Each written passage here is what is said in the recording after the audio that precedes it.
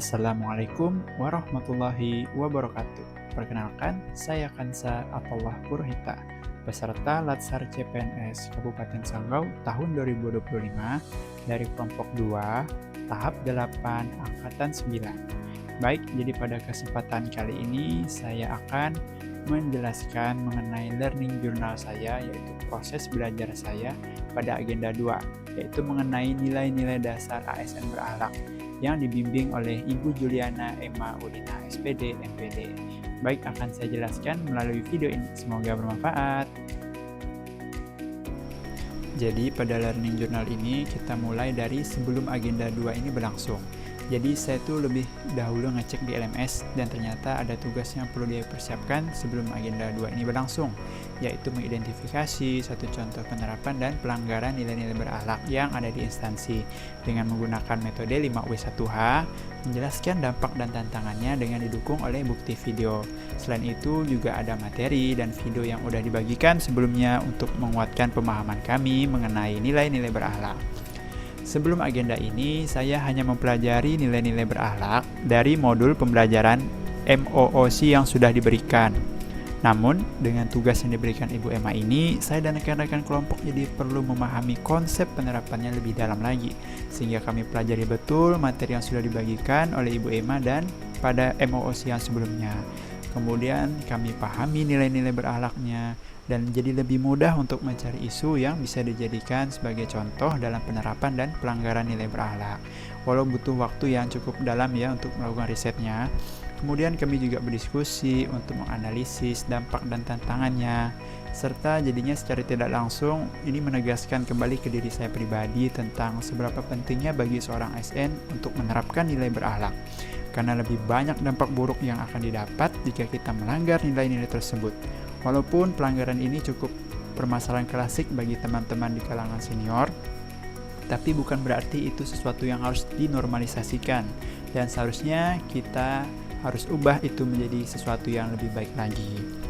Nah, pada sesi sinkronus pertama, Ibu Emma menjelaskan mengenai mengapa sih core values ASN berakhlak itu penting, karena menjadi pedoman budaya kerja dalam meningkatkan profesionalisme, transparan, dan akuntabilitas birokrasi demi pelayanan publik yang prima. Serta kami-kami ini diharapkan menjadi agent of change dalam perubahan yang adaptif terhadap dinamika zaman, mencapai Indonesia yang maju. Ibu juga menjelaskan keterkaitan setiap agenda dengan sedikit menjelaskan fungsi ASN, seperti sebagai pelaksana kebijakan publik, sebagai pelayan publik dan perekat serta pemersatu bangsa. Kemudian satu persatu dari kami melakukan presentasi dan cukup seru karena bisa sharing sekaligus jadi pengingat hal apa yang bagus dan tidak untuk kita terapkan sebagai ASN. Intinya kami jadi lebih peka terhadap berbagai macam isu yang ada dan mulai berpikir dampak dari setiap hal yang akan kita perbuat nantinya.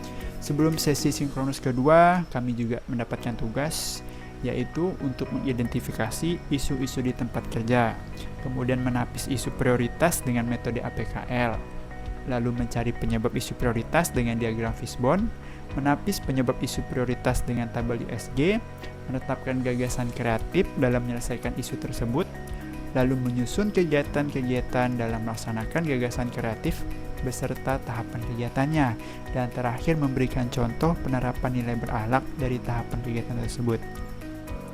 Iya, dan memang terdengar cukup berat untuk tugas yang diberikan, tapi setelah kami coba pikirkan kembali, bukankah dengan mengerjakan tugas ini, sama saja kami ini secara nggak langsung udah membuat gambaran dari rancangan aktualisasi yang akan kami ambil. Jadi kalau kita sudah mulai mencoba mengerjakan dari sekarang, artinya cukup hanya menyempurnakan pada eksekusi di pelaporan rancangan aktualisasinya saja. Dan dengan tugas ini, kami malah bisa mendapat masukan dari Ibu Emma sebagai coach.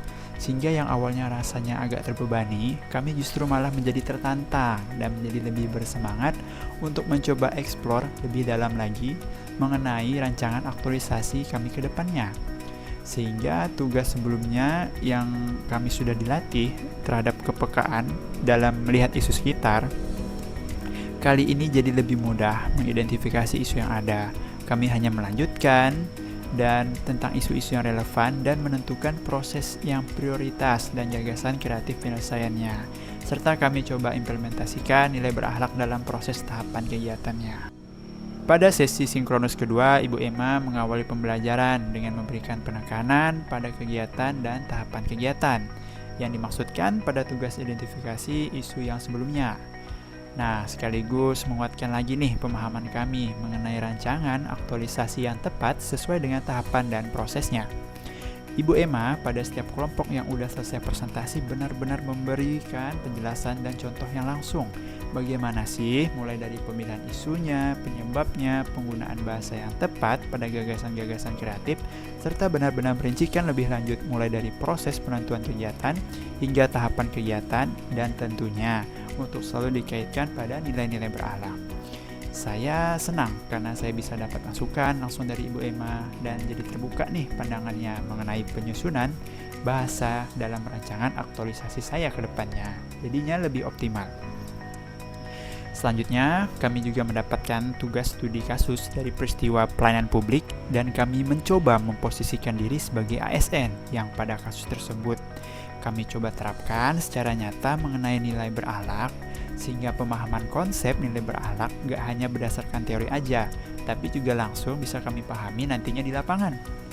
Nah, mungkin sekian learning journal yang bisa saya sampaikan dalam perjalanan pembelajaran agenda kedua mengenai nilai-nilai berakhlak. Terima kasih sebelumnya buat Ibu Emma atas pembelajaran yang berharga, terutama dalam kita berdiskusi, dalam mencari nilai-nilai yang bisa kita terapkan dari nilai-nilai berakhlak. Demikian yang bisa saya sampaikan. Terima kasih, semoga bermanfaat. Assalamualaikum warahmatullahi wabarakatuh.